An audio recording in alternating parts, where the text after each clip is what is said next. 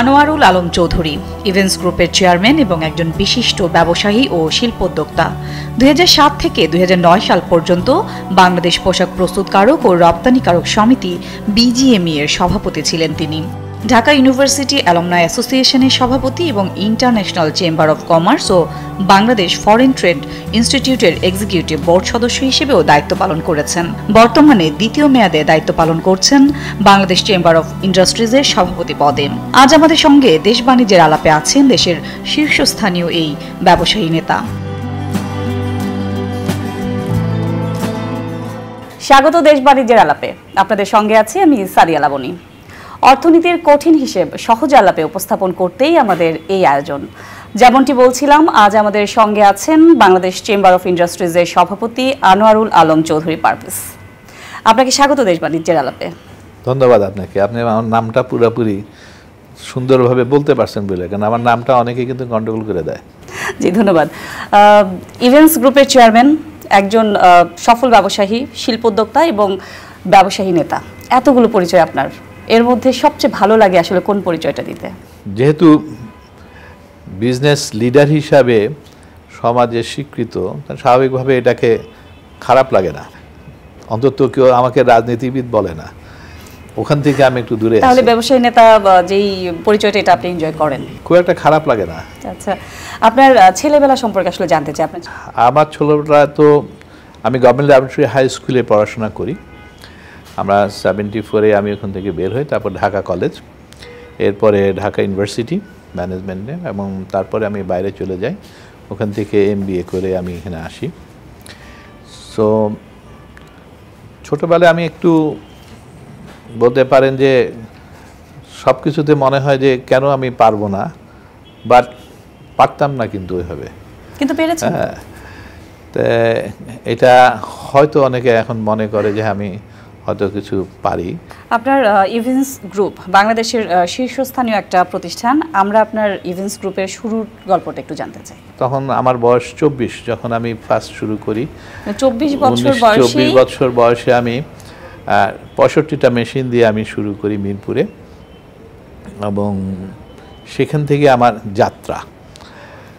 তো shirt factory, 2 লাইনের factory, এবং আমার তখনকার সময় কিন্তু ব্যাংক ফাইন্যান্স করতো না, এবং আমার বাবাই কিন্তু আমাকে, বাবার থেকে লোন নেই। বাবা হাসতেছিল যে লোন দিচ্ছে, এটা এবার কী ধরনের?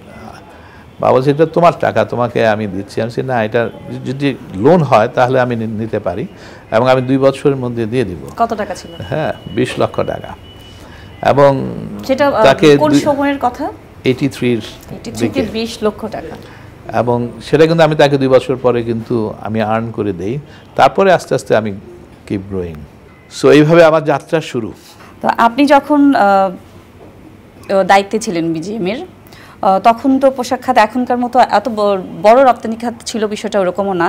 তো তখনকার নেতৃত্ব আর এখন যে পোশাক খাতে বাংলাদেশে আজকের যে অবস্থান রপ্তানিতে, এই ধারাবাহিকতাটা আসলে কেমন? কিভাবে বাংলাদেশ আসলে পোশাক খাত রপ্তানিতে এতটা এগিয়ে গেল? আমি তখন অনেক স্টাডি করি। আমি দেখেছি যে বাংলাদেশ নেক্সট 2 ইয়ার্স এটা কিন্তু $10 বিলিয়ন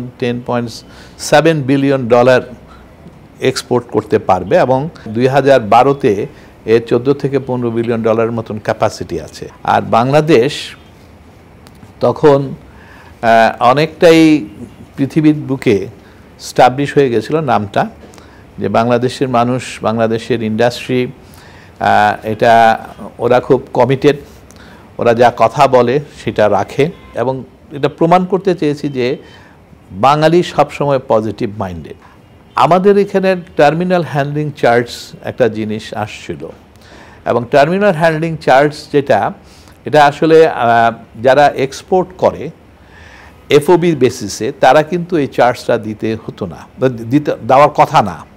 কিন্তু বাংলাদেশে এটা একটা রং প্র্যাকটিস হয়ে আসছিল যে টার্মিনাল হ্যান্ডলিং চার্জটা যারা এক্সপোর্ট করে তাদের থেকে কিন্তু নেওয়া হতো, এবং এটা আমি চ্যালেঞ্জ করি, এবং চ্যালেঞ্জ করে এটা আমরা সাকসেসফুল হই। এটা যখন সাকসেসফুল হই তখন বড় বড় কাস্টমার আমাদের কাছে এসে তখন আমাদেরকে থ্রেট করে যে তোমরা এই জিনিস যদি উইথড্র না করো তাহলে বাংলাদেশ থেকে আমরা ব্যবসা কমায় দিব।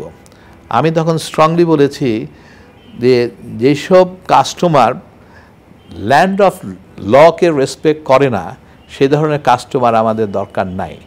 এবং I have notice that immediately তাদের whole attitude has been change এবং তারা রেসপেক্ট করা শুরু করলো রাদার বিজিএমএকে। আপনি একজন সফল উদ্যোক্তা, যখন যা চেয়েছেন সেটা বাস্তবায়ন করেছেন, আপনার কথা থেকে আমরা যতটুকু বুঝতে পেরেছি। এমন কি কোনো স্বপ্ন আছে যেটা এখনো বাস্তবায়ন হয়নি? বাংলাদেশের মানে প্রচুর অপরচুনিটি রয়ে গেছে এবং আমি এই জন্য বারবার আমার কাছে মনে হয় যে আমরা এই অপরচুনিটিগুলি আসলে ক্যাশ করতে পারছি না।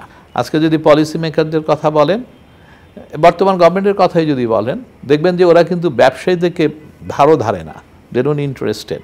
আসলে একটা ইন্ডাস্ট্রি কিন্তু কারো ব্যক্তি সম্পদ না, এটা কিন্তু একটা জাতীয় সম্পদ। একটা মানুষ কিন্তু উদ্যোক্তা হতে পারে। বাংলাদেশে দেখেন যদি একটু পজিটিভ মাইন্ডসেট হতো, আমার ইকোনমি কিন্তু স্টাক হয়ে গেছে। আমার ইকোনমি রেমিটেন্সের উপর নির্ভর করতেছিল, আমার ইকোনমি এগ্রিকালচারের উপর নির্ভর করেছে, গার্মেন্টসের উপর নির্ভর করেছে এবং এই 3 সেক্টরের কারণেই কিন্তু আজকে আপনার এত এক্সপোর্ট দেখতে পাচ্ছেন। মানুষ এখনও কিন্তু খাদ্যে আমরা সম্পূর্ণ অলমোস্ট, রেমিটেন্স এখনও কিন্তু ভালো। বাট আমরা যেইভাবে আমাদের পপুলেশন গ্রো হচ্ছে, যেভাবে আমার আগামী দিনের যেই গ্রোথ লাগবে, সেখানে কিন্তু এই 3 সেক্টর আর কিছুই করতে পারবে না বেশি। আপনি যদি দেখেন এগ্রিকালচার এখন কিন্তু অটোমেশনে যেতেই হবে। ও যদি অটোমেশনে না যায় আর কিন্তু আগামী ভবিষ্যতে যে রিকোয়ারমেন্ট বাড়বে সেটা কিন্তু সে মিট করতে পারবে না। রেমিটেন্স খেয়াল করে দেখেন, গত 6 মাসে 23% কিন্তু লোক কম বাইরে গিয়েছে। আপনি গার্মেন্টস সেক্টরে আপনি দেখবেন ওর গ্রোথ ও হয়তো অ্যানাদার 5 থেকে 10% সে হয়তো গ্রো করতে পারবে, কিন্তু সে কিন্তু আর এমপ্লয়মেন্ট ক্রিয়েট করবে না। আজকে কি দাঁড়াচ্ছে? আজকে দেখা যাচ্ছে যে ওয়ার্ল্ড ব্যাংক কি বলতেছে যে বাংলাদেশে আনএমপ্লয়মেন্ট, বেকার কিন্তু 30 লক্ষ হয়ে গেছে। বিবিএস বলছে 27,80,000। আজকে বলতেছে প্রপার্টি রাইজিং করতেছে কি 18.7 থেকে 21%-এ কিন্তু আমার প্রপার্টি লেভেল রাইজ করে গেছে। বাংলাদেশ আরএমজি এটা কিন্তু first phase of economy, second phase কিন্তু মেশিনারি। এবং মেশিনারি আমি কিন্তু মেশিনারি কোনো ইন্ডাস্ট্রি করতে পারি নাই, এবং মেশিনারি করতে গেলে আমার লাইট ইঞ্জিনিয়ারিং যেতে হবে, এবং লাইট ইঞ্জিনিয়ারিংই কিন্তু পারে এমপ্লয়মেন্ট ক্রিয়েট করতে অনেক বেশি গার্মেন্টসের থেকে। অথচ সেই জায়গায় কিন্তু আমি টাকা অ্যাডজাস্ট করতে পারতেছি না, আমি আমার স্কিল ডেভেলপমেন্ট করতে পারতেছি না। আমার যে এতগুলা টেকনিক্যাল ইনস্টিটিউট করছি, আমি সার্টিফিকেট দিচ্ছি, বিকজ ইন্ডাস্ট্রির সাথে ইন্ডাস্ট্রির কি রিকোয়ারমেন্ট সেই অনুযায়ী কিন্তু কোর্স কারিকুলামগুলি হতে হবে। এবং সেটার সাথে কিন্তু আমরা বড় বড় ডায়ালগ শুনছি। ওই যে আমি বললাম যে ব্যবসায়ীদেরকে, ইন্ডাস্ট্রি আলাদাদেরকে, আমাদের পলিসি মেকার বলেন, আমাদের ব্যুরোক্রেট বলেন, সবারই কিন্তু একটা মাইন্ডসেট, ইভেন ইকোনমিস্ট, যে ওদেরকে কেন আমরা নিব, অথচ এরাই কিন্তু পারবে কোনটা রিকোয়ারমেন্ট সেটা করার জন্য। আজকে দেখেন, আমি ঢাকা ইউনিভার্সিটির আলাপডার সভাপতি ছিলাম।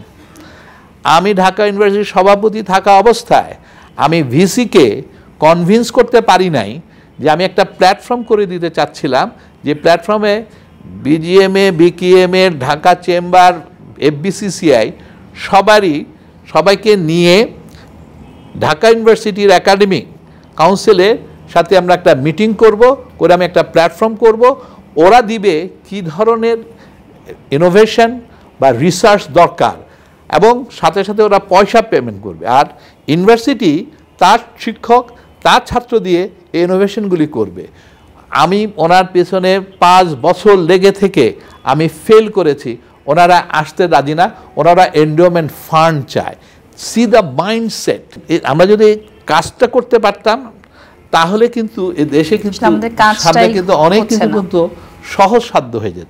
বাট আনফরচুনেটলি এটা কিন্তু আমরা এখনো ক্লিক করতে পারছি না। যে আমরা একটা বিরতি নিব, তারপরে আবার আলোচনায় ফিরব। দর্শক দেখছেন দেশ বাণিজ্যের আলাপ, ফিরছি বিরতির পর, সঙ্গে থাকুন। আবারও স্বাগত দেশ বাণিজ্যের আলাপে। পোশাক শিল্পে আজকের যে কমপ্লায়েন্স সংস্কৃতি, সেখানে গ্রিন ইন্ডাস্ট্রিজটা খুব প্রাধান্য পাচ্ছে। আমরা যতটুকু জানি আপনার যে ইন্ডাস্ট্রিগুলো আছে এগুলো সব মোটামুটি সবগুলোই গ্রিন ইন্ডাস্ট্রিজ, যেখানে আপনার শ্রমিকদের জন্য চিকিৎসার ব্যবস্থা আছে, তাদের বাচ্চাদের জন্য নানান সুযোগ সুবিধা আছে। সামগ্রিকভাবে এটা আসলে কেন সম্ভব হচ্ছে না? দেখেন, মেজরিটি ইন্ডাস্ট্রি যারা কমপ্লায়েন্স ফ্যাক্টরি, কারণ কমপ্লায়েন্স ছাড়া কোনো কাস্টমার এখন কোনো এক্সপোর্ট অর্ডার দিচ্ছে না, এবং যারা কমপ্লায়েন্স তাদের কিন্তু ডে কেয়ার রুমও আছে এবং তাদের যত রকম রিকোয়ারমেন্ট আপনি সেফটির থেকে আরম্ভ করে সব কিছুই কিন্তু তারা মেনটেন করছে। এটা যে এমন না যে খালি একটা ফ্যাক্টরি করতেছে অন্যরা করছে না। 2-4টা যদি ফ্যাক্টরি থাকে এটা থাকতেই পারে, এটা থাকবে না যে নট নেসেসারি, হয়তো সে এফোর্ড করতে পারছে না, বাট তারা কিন্তু ওই ধরনের কাস্টমারের সাথে কাজও করতে পারছে না। আমরা একটু অন্য প্রসঙ্গে যাই। এলডিসি নিয়ে আসলে ব্যবসায়ীদের এত বাধা কেন? সরকার কিন্তু একদম ডিটারমাইন্ড যে এলডিসি গ্রাজুয়েশন আমরা যাচ্ছি। দেখেন, সরকার না তাদের এক্সপার্টাইজ আছে, না তাদের নলেজ আছে, না তারা ইম্প্যাক্ট স্টাডি করে। কেন ব্যবসায়ীরা বলতেছে এলডিসি গ্র্যাজুয়েশন আমরা একটু পিছানোর জন্য অ্যাপ্রোচ করতে বলছি সরকারকে? নাম্বার 1, এলডিসি কিন্তু যে 3টা ক্রাইটেরিয়া আমরা কিন্তু অলরেডি অ্যাচিভ করে ফেলেছি। সো আমরা কিন্তু এখান থেকে বের হতে পারবো না।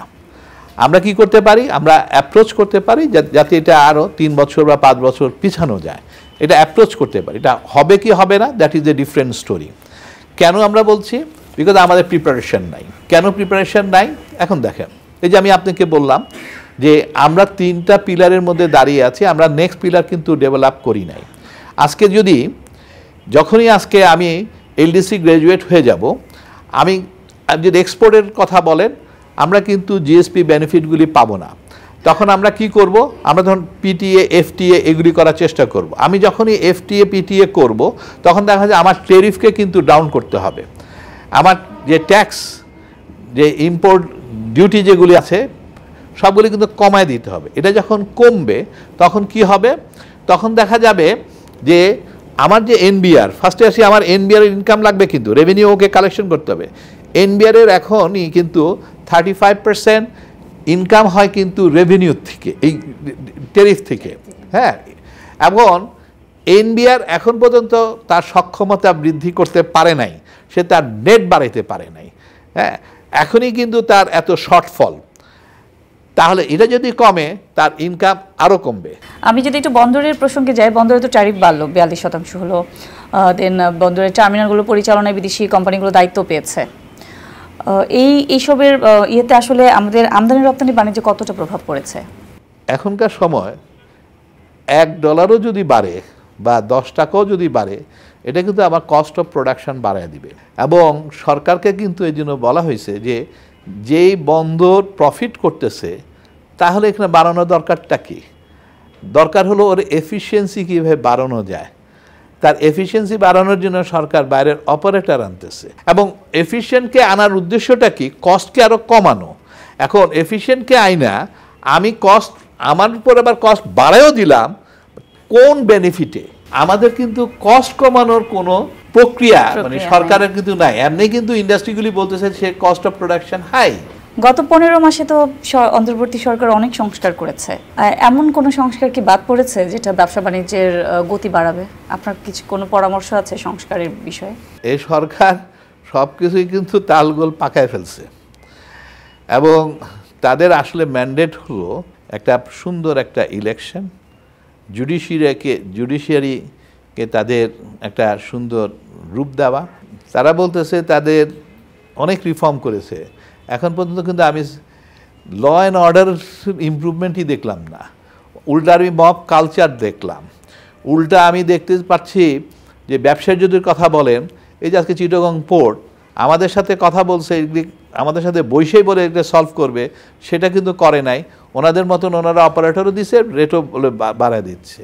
এনবিআরের সংস্করণ, সেটাও কিন্তু কোনো কনফিডেন্সে না নিয়ে কিন্তু সেটা সংস্করণ 2টা ভাগ করছে। এটা ভাগ করা হয়েছে, এটা কি সংস্করণ করা হয়েছে আমি জানি না, কেউই কিন্তু হ্যাপি না।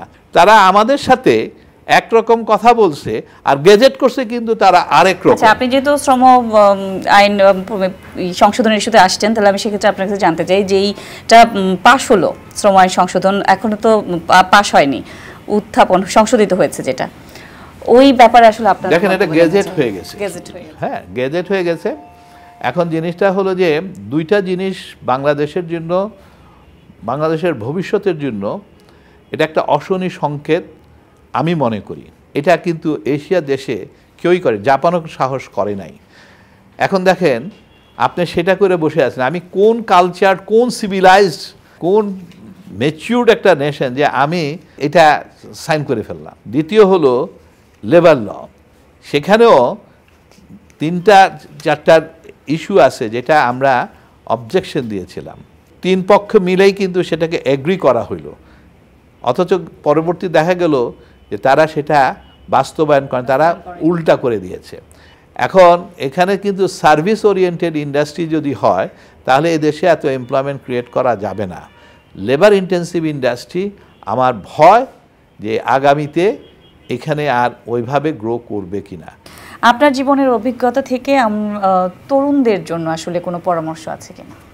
দেখেন বাংলাদেশের তরুণরা সবচেয়ে বিউটি হলো তারা মেধাবী, দে আর ভেরি ফোকাস।